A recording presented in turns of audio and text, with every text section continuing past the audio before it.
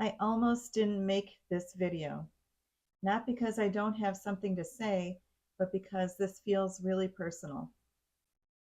Today I am writing a letter to my future self, the version of me who might forget how hard this season is, how brave I had to be, and how much has changed since I started GLP-1.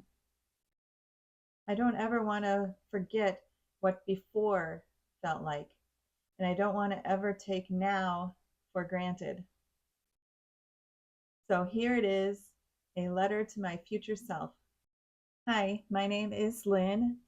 I am 56 years old. I'm a wife and mother of 2 high schoolers. I'm on my GLP-1 Zepbound journey and just completed week 28. I'm on 2.5 milligrams of the injector pen. I have lost 58 pounds so far. I have already crossed the 50-pound mark, obviously, and I already have crossed the Wonderland mark. I started at 252.4 pounds, and now I'm at 194.4 pounds. So I have videos of my crossing the 50 mark and also going into Wonderland, which is anything in the 100s. Before GLP-1, this is how I lived. My body felt tired all the time. I would get up from a night's sleep tired.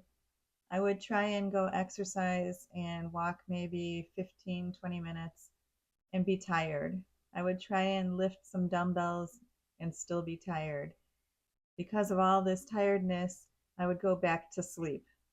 I would go back to nap from maybe 8:30 in the morning after the kids went to school and I did my exercise until 11 or even 12 sometimes. 2 to 3 hour naps in the morning just to make it through the day. I spent most of my time napping, I think, because in the morning I would nap, I would get up and go to lunch, I would come home from lunch, watch TV, pick up the kids, and come back and take another nap until dinner time. Then I spent the entire evening after dinner sitting, watching TV, and snacking all night long until about midnight, where we went to bed. I avoided doing heavy exercises. I avoided going for walks with my family outside in the neighborhood. I avoided going to the park. I avoided any type of long walks or places we would go. I would try and get out of going there, or I'd say, oh, I'll drop you guys off and you can do that and I'll go, to the store and I'll come back and pick you up. That was my life before GLP-1. Mental and emotional. I had a lot of food noise. I never realized it was food noise until it stopped with the medicine. But the food noise I had was emotional eating for boredom and also for stress. Or if any type of horrible thing happened, if I got bad news, if I was just, bored, like I said, after lunch, I would come back and watch TV, but I had to get a snack because I was watching TV. After dinner, while I was watching TV, I had to have a snack. And before GLP-1s, those snacks weren't just like a piece of candy or a few cookies. It was a bowl of pretzels and then 5 cookies. And then maybe later on around 10 o'clock at night, we would have a second dinner, which was leftovers if I did cook, or any leftovers that we had from a restaurant, or make a pizza at 10 o'clock and split it. I can't believe that I did that for so many years. I tried to lose weight. The guilt and shame was horrible. I felt so bad for my family, for my husband having this overweight wife, obese, morbidly obese wife, And he's, thin, he's handsome, he's, you know, I can't, I was so embarrassed and so ashamed.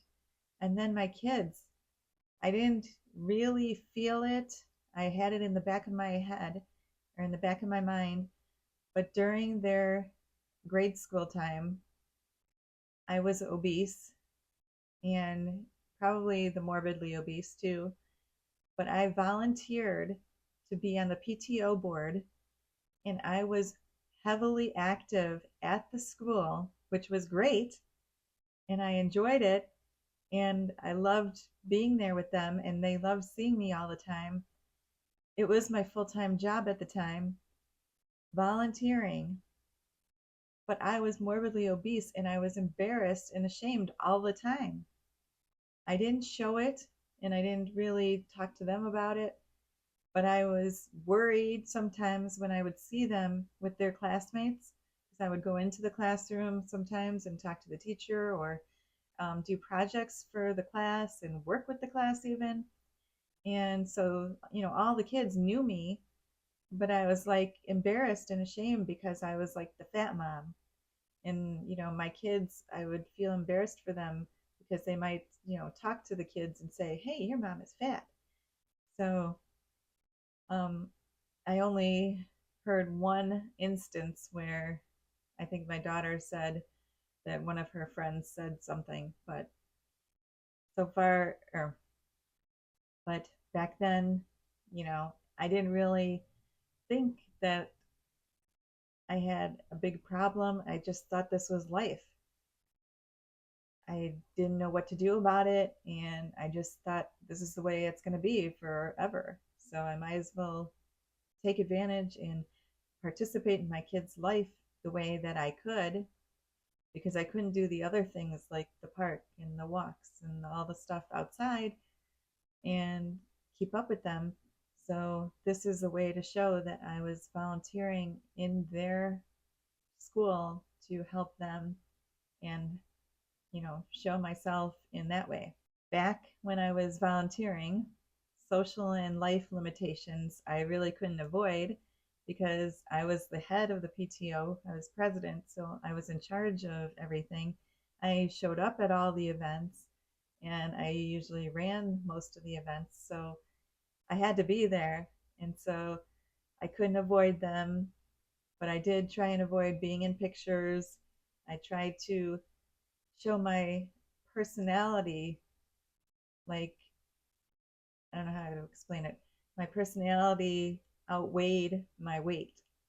So even though I was the obese mom, I tried to be so helpful and caring and friends with, the teachers and the staff and the administration and show that I could, be there all the time and give my all and, do extra stuff when they needed. And so that was my way of, to balance out the obeseness, I guess. I had mentioned in previous videos that I avoided pictures like our family pictures.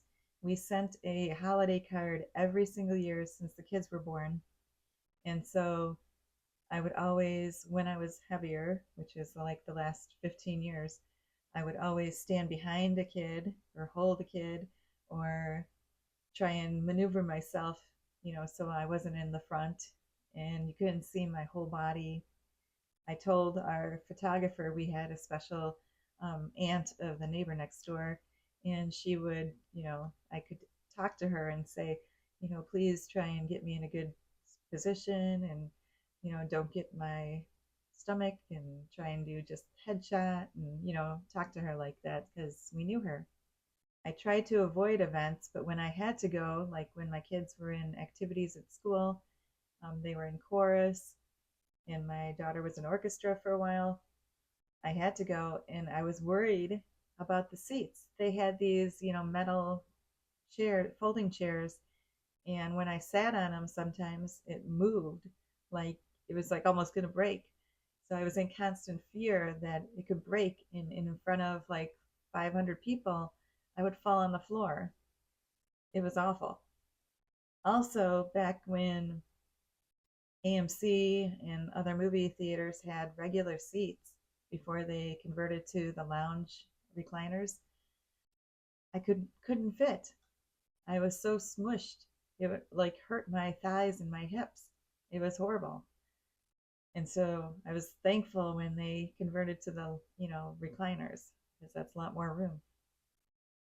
Also, I had mentioned and done multiple videos on non-skill victories with my seatbelt extender.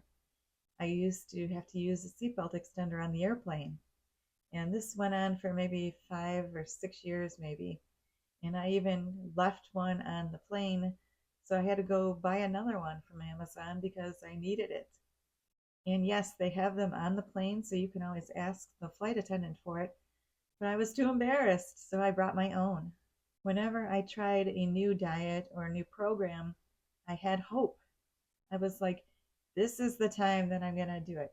This is the time I'm going to lose the weight. I can stick with it. I can do it. But every time I reverted back because I couldn't do it. And every time I went back and gained more weight back, I lost more hope.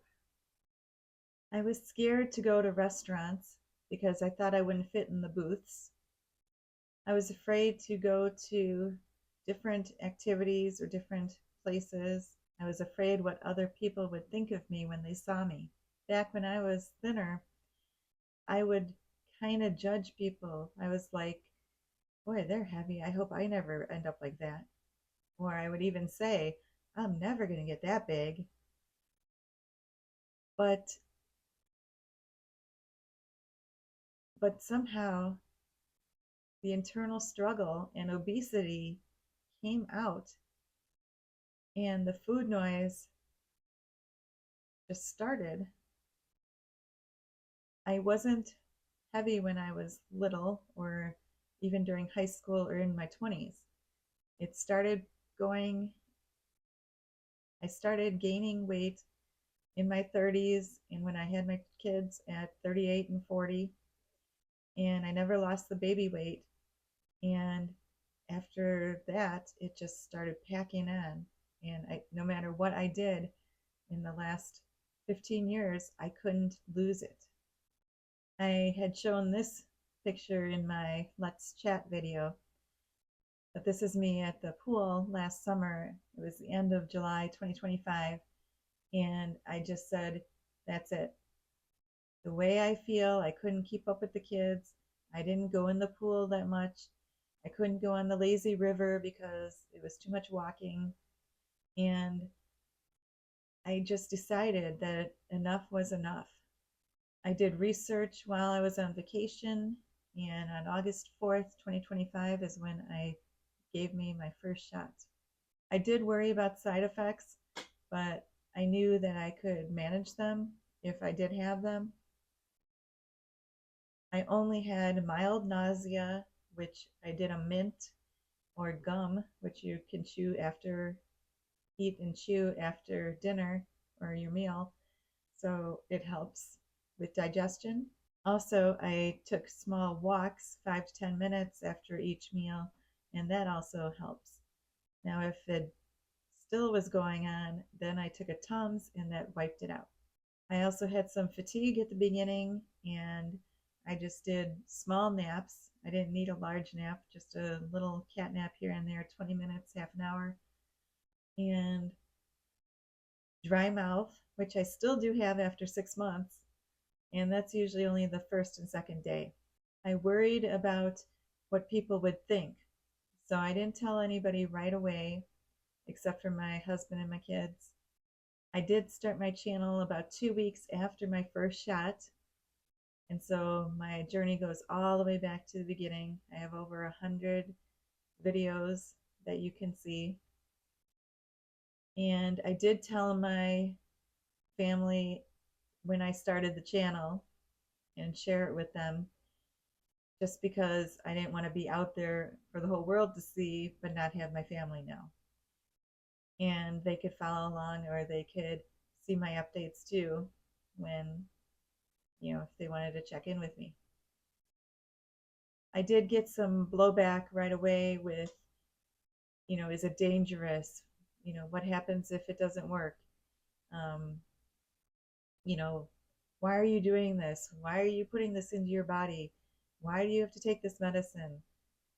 Is it, are you going to have to be on it long term? All this stuff. And I said, I have a disease just like my high blood pressure, and I take medicine for that. So I have obesity is a disease, and I'm taking medicine for that to help. It's not going to get rid of it. It's going to help me do the things that I can change my lifestyle so I can get rid of it. But I'm going to have to stay on the medicine if I want to stay healthy and not gain the weight back. So my family and my friends accepted everything that I said, and I've gone on these 6 months and I've lost 58 pounds. And when I do see my friends or my family, and when I do an update to let them know, they are very happy, very proud of me. So that is good. Now, who am I becoming? My physical changes, besides the 58 pounds lost, I've lost inches. I've lost over 40 inches, my own whole body, a lot in my thighs, a lot in my stomach, a little bit in my chest, a little bit in my arms. But I feel so much lighter. I feel like a different person. When I first took the shot in August, it affected me right away, and it quit the food noise. The food noise was what was driving me to eat and snack all the time. It was also in control of my emotional eating when I had to have a snack when I was bored or when I was sad or when something happened. Now I can control all of that. I've had stuff happen and I didn't go to food. I'm not thinking about food all the time. I can pass by the box of cookies and not take one where I couldn't before. The quiet in my mind is something I never expected. There's so much more space and time to think of other things. I have confidence. My self-confidence is through the roof. I was so shy and bashful and didn't want to go places and wanted to stay in the corner. I didn't want to be the center of attention. I didn't want to speak in front of people. And now I'm okay with all that. I'm okay with talking in front of people. I know sometimes I seem nervous, and I still am, but I'm trying to get better with every video that I do. From day one, when I took my shot, I took pictures, the front, side, back, and the other side. I took, all these pictures and took my weight and did all the stuff so I could compare, and it has helped along the way. Even when the scale was slow, I could look at the pictures from like that day or that week back to August and see that there was a difference. I could see my stomach being flatter. My booty is going bye-bye. My legs are thinner. I can just see a difference, and it was motivating. I'm more confident and I trust myself more, and that might be the biggest transformation of them all. What I never want to forget. Future me, please don't forget how hard this was. This is a journey, and it's still not over yet. Please don't minimize the courage it took to start this journey. Some promises I want to make to my future self. I will protect my health. I will do things that work toward a healthier, sustainable lifestyle.